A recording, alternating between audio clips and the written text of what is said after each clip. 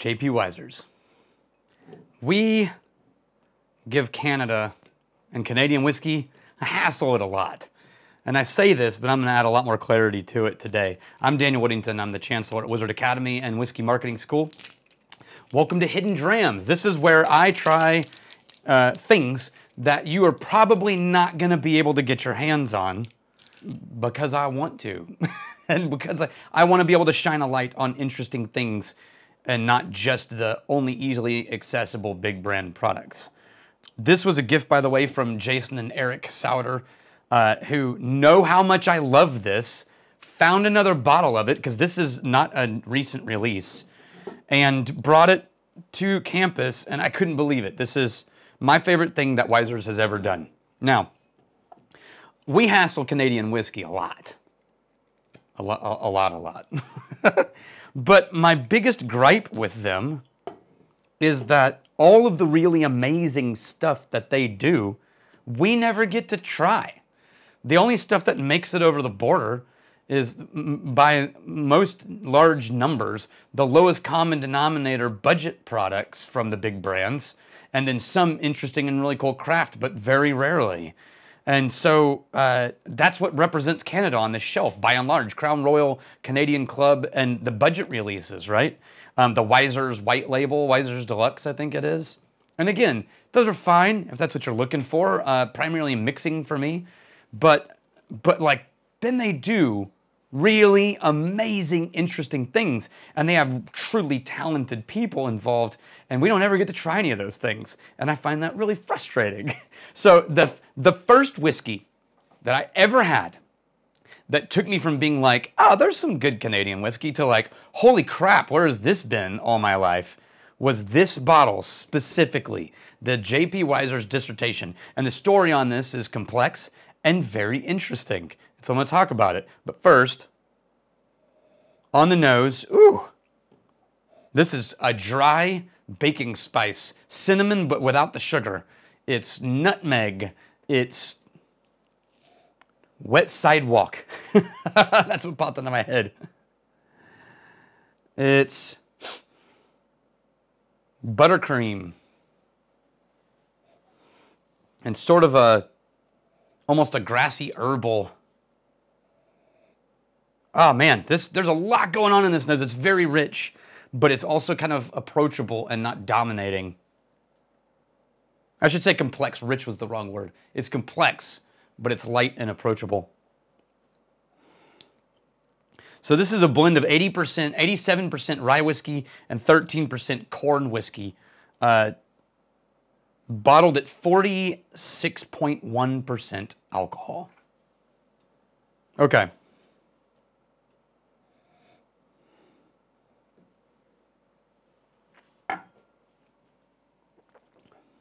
Oh.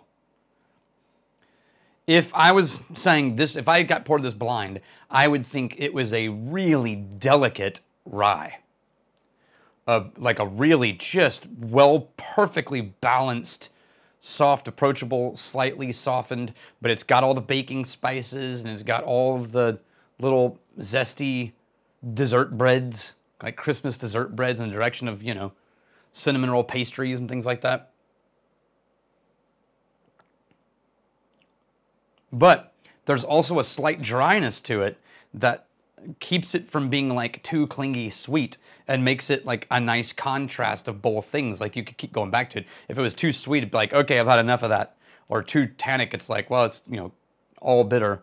But this is just a shockingly perfectly balanced, light approach to this kind of flavor profile. So Dr. Don Livermore is the blender. One of the few PhDs in brewing distilling from Heriot-Watt University, which is in Scotland. And we have quite a few friends in our circle that are Heriot-Watt graduates. And it's an amazing program. He's one of the few who went all the way through to the most that you could possibly do with Heriot-Watt. And his graduate degree with Heriot-Watt was to study the impact of different types of barrels on aging spirits. And so he worked with, I think it was 114 barrels. They were char, 2, 4, pot still, column distillation, corn, rye, all these different variations, and then he tracked all the chemical development of them. And there's actually a website that I emailed somebody and they sent me a link to it in Toronto, where they put up his entire grid and all of his graphics that he used to track all of the things in these whiskeys as a part of his dissertation for his PhD. Well, and I'm going to put that in the description, so you can click and go look at it because it's nerd heaven. But then he gets named the head, the master blender in January 2012, and he decides that these barrels, after they've been sitting for, I think it was like, what, 11 years they sat? And then he was like, I think it's time we do a whiskey with these things that were a part of my project. And that was the creation of the Wisers Dissertation. So this is a product created from the barrels he used to get his PhD. And that's why it's called Dissertation. This one, if you're looking at the bottle, is A.A1262. This is, it's great. Canada, why can't you give us this? Why can't we have more of this? I'm going to add a little bit of water to this and see what happens. It's at 46, so I'm going to try to keep the water quantity that I add low. There you go. Someday I'll remember to bring straws and still water up here.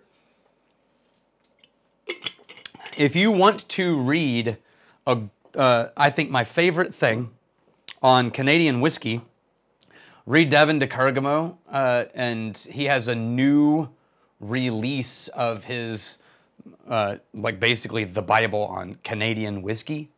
The newest edition of it is out, and it's worth taking a look at. I always like to read about things by the people who love them, instead of by the people who are critiquing them. I always get more out of it that way.